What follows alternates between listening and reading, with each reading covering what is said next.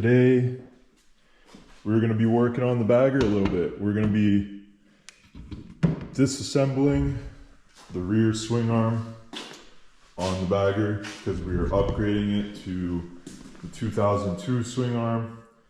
We're going to try to take the rear wheel off, swing arm, and see what size our tranny casing is, because we're going to ream that out to 3/4 so that we can fit the new pivot shaft, because on these older road glides the pivot shaft is 5/8. So here we are starting to tear down on the road glide. This job actually escalated quickly. I did not expect it to be this invasive, as you'll find out later in the video, but we got it all done. Here I'm using my jack stands to get the bike all stable and whatnot so I could work on it. I don't actually have a proper motorcycle jack, so this is my next best bet. Later on in the video, I'll outline why I was upgrading from the 2001 swing arm to the 2002. It's actually a pretty big difference and just gives you peace of mind for when you're riding, especially since I'll be planning to do stunts on this bike. I want everything as solid as it can be, just because it'll be dealing with a lot of abuse in the future. Back wheel removed. We started loosening the, forget what these are called, the clevis blocks on the side of the bike that hold the bushings for the swing arms. Side out right here, you can see that the bushing is exposed, and you can see that our pivot shaft is now showing. So on this side, it seems like I'm gonna have to remove the exhaust completely to get at this bolt because the bracket's in the way. I'm gonna just try to loosen the pivot shaft and pull that out. Before I do that, I'm gonna put some support on the tranny down here just so it doesn't drop on me. And then we're gonna try to remove the swing arm and take some measurements. So as I was saying previously, here I started taking off the swing arm.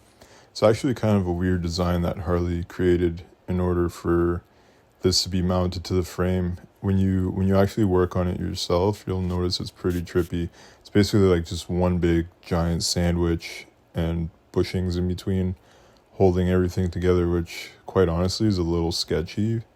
I'm surprised that it holds as well as it does, but I mean, given the fact that these motors have a lot of vibration, I could see why they went this route, but I feel like they should still be able to make it a little bit more sturdy than what it is. As you can see, we got the whole swing arm assembly out of there, so wasn't too bad of a job. So as you can see, the differences between the newer style swing arm and the older one. So this is the primary difference, is pivot shaft is thicker on the new ones, skinnier on the old ones. Same with the axle. The axle on the old ones is 3/4, and the axle on the new one that I have is 1 inch. Also, another thing is the dropouts. The dropouts on these are a lot more heavy duty. They're cast. They're not just a regular plain steel tube like this one. So this design is pretty poor. It tends to crack after a while, which is no bueno. So that's why we're getting rid of this one, because there's also a lot of flex in this old one. These new ones, they're solid. They ain't going anywhere. I just got to get some spacers for the wheels, and I'm also missing one bushing that I got to order, but ain't the end of the world. The way that I was going to ream out the tranny case, I don't have a reamer that's long enough, unfortunately, to clear the full length of the frame. I think I might have to pull this motor out, to be honest, in order to get this job done and better access. So I actually do know a Harley mechanic that did this job while everything was still in the bike, but he had a custom made extra long reamer and extra long drill, and he also had a heavy duty drill and a jig to make sure that everything was straight while he was drilling. Unfortunately, I didn't have any of that, so I opted out to machine it on a mill so that it could be nice and true and to honestly just eliminate any errors. Road glide is completely torn down. So we had to end up pulling the motor and the tranny out and everything because, as you can see by the shavings on the ground, I actually did start drilling it by hand, but I realized that the drill was going to wander way too much. So I decided to just do it the proper way, take it out, and today we are going to go put it on the mill and just bore that out so we know it's nice and straight and we could have peace of mind. So yeah, that's what we're going to do, and then hopefully install that if I can get the parts that I need today. I'm missing a couple pieces. Unfortunately, didn't come with my swing arm, so I need to get rear axle spacers. I also need to get one bushing that goes in the side of the swing arm here. So I have that side, but I'm missing the one on that side, and unfortunately they're different than what's in those. So yeah, it's a little bit of a mess right now. Honestly, it's pretty crazy. I've never torn down a Harley this far before. But there's a first for everything, and we're getting it done slowly but surely. I'm by no means a licensed mechanic, but I'm feeling pretty confident about this. Like, was it scary at certain points? I'm like, yeah, for sure. But it's also a lot of fun, not gonna lie. Really enjoying this process, especially if you just take your time with everything. Like, you should be all right. And I have all the manuals, so should be okay to put everything back together, I hope.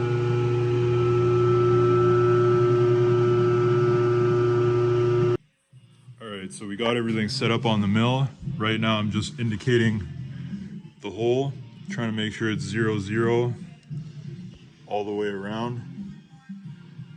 It's about a thou out. Not too bad. Not crazy for what we need here. But yeah, so now we're gonna switch to our drill, get everything nice and centered as it already is, and put the drill in, and probably do one more sweep on this to make sure it's good. Get it as close as we can. Then we're gonna drill with our pilot drill. Then we're gonna ream after that.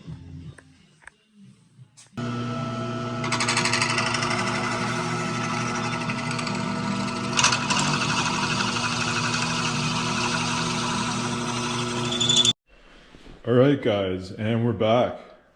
So as you saw in the last clip, I drilled and reamed the tranny out to 3/4 now.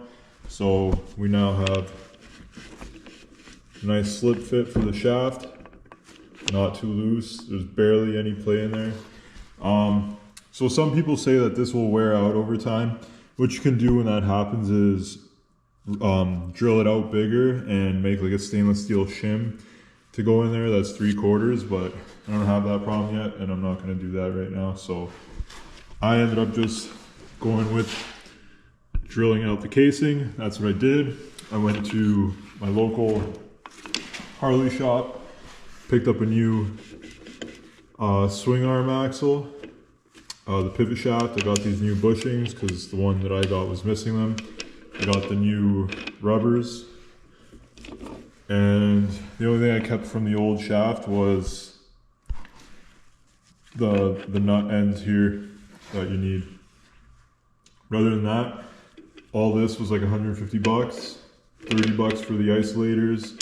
I think these were like 50 bucks, and then the shaft was 50 bucks. So we're gonna install this back into the bike now and put the 2002 swing arm on.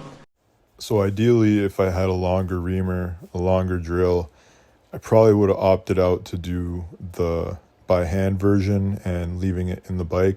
But I just thought it was really sketchy because I didn't have like any kind of apparatus to keep the drill straight, which honestly, when it's something like this, like you just want to pull it out and do the job the right way.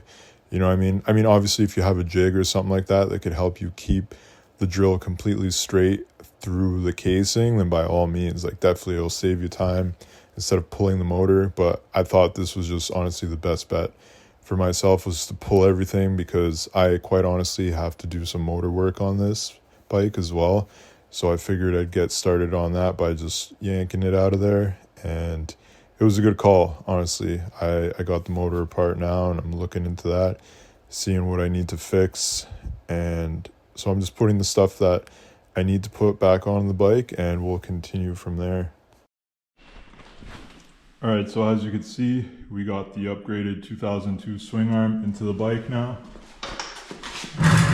Everything seems to work good. Just moving the tranny to show you. Everything back there moves good. It's honestly a little bit of a pain in the ass to get the swing arm pivot shaft all the way through. It was a bit of a fight, but we got it in.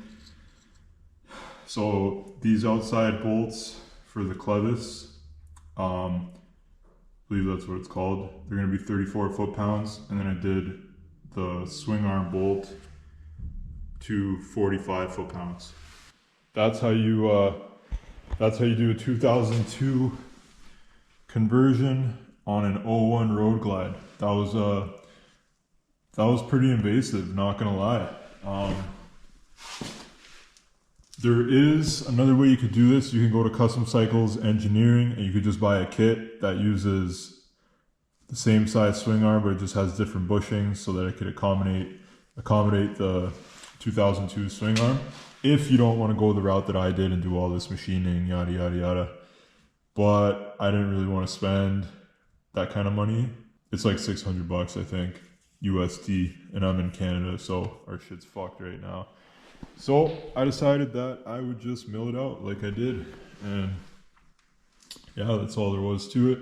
Everything's back on the bike. The only other custom thing that I got to do now is I got to take this Brembo bracket over here, and all I got to do is just drill that out to 1 inch so that it can slide over that bracket over there, because I think this is for 25 mil. I mean, I could use these brakes. All I'd have to do is just same thing, drill that out 1 inch. But I don't want to use those brake calipers. I want to use the Brembos that I got. So I'm going to convert the rear brake. I got to get the new master. Got to get the brake line, and then I have the caliper for the rear already, and so I can run all .4. And then yeah, I got to get the Brembo master cylinder with fresh lines so I can run .4 for the Brembo calipers. And yeah, there we go. We'll have brand new Brembos. Well, not brand new Brembos, but like solid Brembos, better than those, that's for sure, on the Road Glide. And that's the plan. So everything that's basically chrome, I'm gonna do wrinkled black. This cover's gonna come off. So I'm gonna do the inner primary, wrinkled black. Everything that's chrome, same thing with the outer primary, because this chrome is just, it's bad. Like, it's fucking pitted. It's 2001 Harley chrome, like, you know what I mean? It's not good. And then basically how I did the rocker box covers on this one is how I'm gonna do those. I'm also gonna take off these tappet blocks, because those are pretty pitted. I don't know if you guys can see that. Pretty chooched.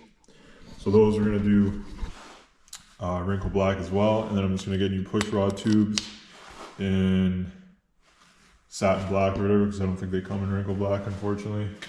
The thing with Harley chrome like this, when it's flaky, you kind of have to go with the wrinkle black. At least that's what my powder guy said. I don't know how true this is, but when it's all flaky like this, it's better to go wrinkle black, because there's only so much they can sandblast off. So you might see the imperfections in like a gloss black and whatnot, right? So I'm gonna disassemble this motor. Basically what I want to do is check the run out on the pinion shaft here, or the crank run out, and see what we're good for. Hopefully it's decent. It's a Timken bearing bottom end, so I'm hoping it's not terrible. And what I'm going to do is I want to replace all these bolts, because all these bolts are just absolutely garbage. I also want to replace the head bolts, because I don't know if you can see those. Those are pretty toasted as well. They look super corroded. And I'm gonna do the cam chest. My plan is to do a 574 cam. And then I also have these 06 heads that I bought for this build. So that way they flow better than the older heads, and they have the beehive springs already in them. So I'm gonna toss those on, just keep it a stock 95. And just make it hopefully bulletproof. Thanks for watching, guys. I'll try to upload more videos. Hopefully you enjoyed the video on the swing arm conversion. Well, yeah, that's the build so far, guys. Thanks for watching. Stay tuned for the next video.